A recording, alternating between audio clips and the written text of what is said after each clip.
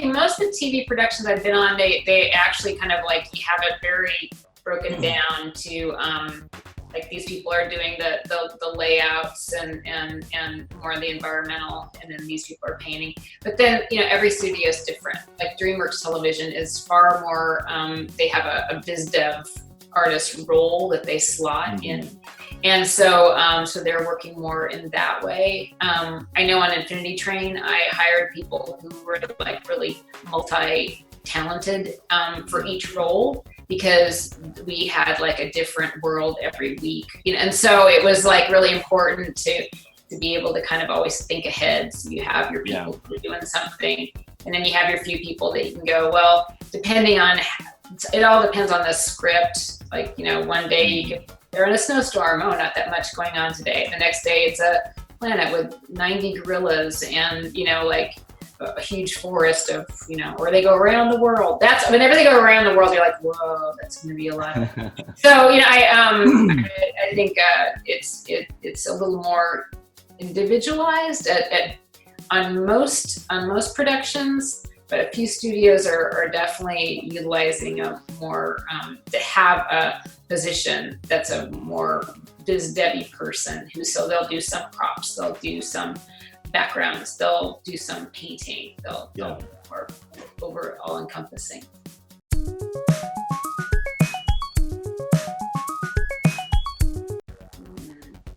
You know, I'll talk a little bit about that from the perspective of like, if I'm hiring somebody, you know, what are some things I'll look for?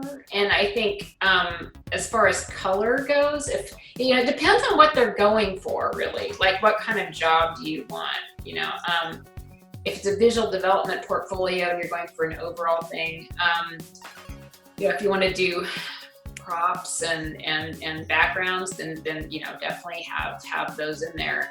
If you're going to be doing color work, I think one thing that's really important with color work is taking color work to using temperature. So you show somebody who's going to be hiring, like, that, you know, like cool reds and warm reds, and, you know, bounce light, and you know, if you have like a good sense of like the different, like Armand was kind of touching on, like the different fundamentals of, you know, like line, and so that's there, and then show, like, you know, what makes you special. You know, what's something that's interesting and extra cool about what you're doing with it.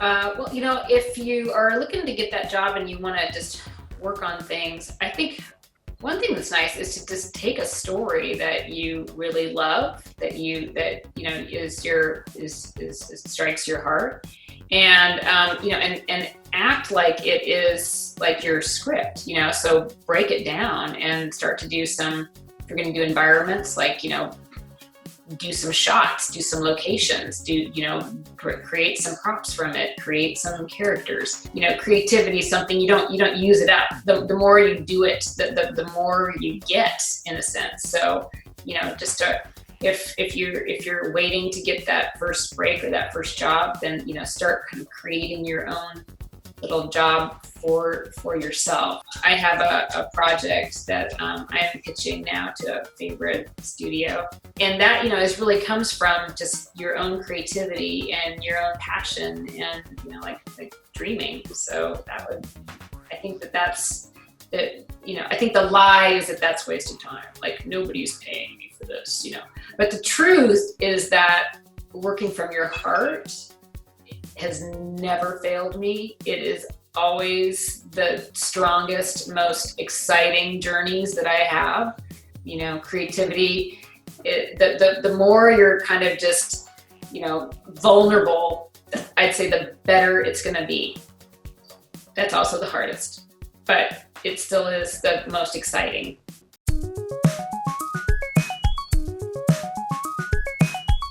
For me, it really is about the writing. Does it make me feel? Like, the more stronger I feel during a script, whether it's, you know, the feels go from like it's a tearjerker, or it just makes me laugh like out loud. I feel like that's really the basis of it, is Like, I feel like good stories have an emotional journey that they take us on, and hopefully, the best ones leave us with being a richer person for having taken that journey. And then as far as going visuals with it, I'd say I always really hone in on that. So I try very, very hard to have the visuals have the feels, like I want the visuals to back the emotional energy of the storytelling. That's my key place. So, with color, with style, whatever we're going for, I really want to try to hone in on reaching out to the audience and having them have the biggest experience they can visually, to match the storytelling. And so if you get brilliant storytelling and you got the emotions already there, then that just lays like the perfect groundwork for just trying to bring it. And I love that challenge of bringing visuals that will really come in and support that and help you take you on that journey as fully and completely as possible.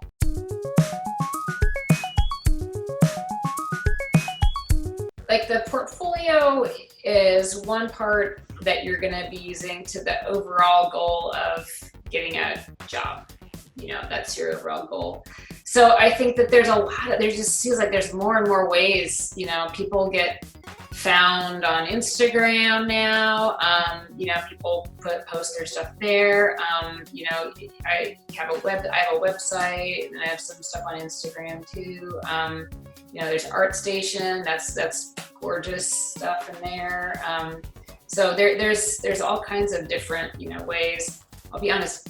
Every job I've ever gotten is been through a connection with somebody.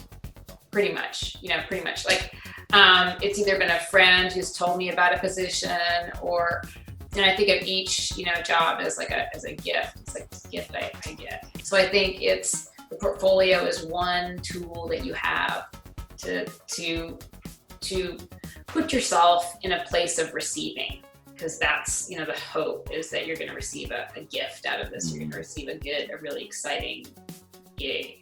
And then the other place to put yourself in a place of receiving is to get to know other creative people and get excited about the work that's going on. And it's so much better nowadays with people like Tina and setting up things like CTN.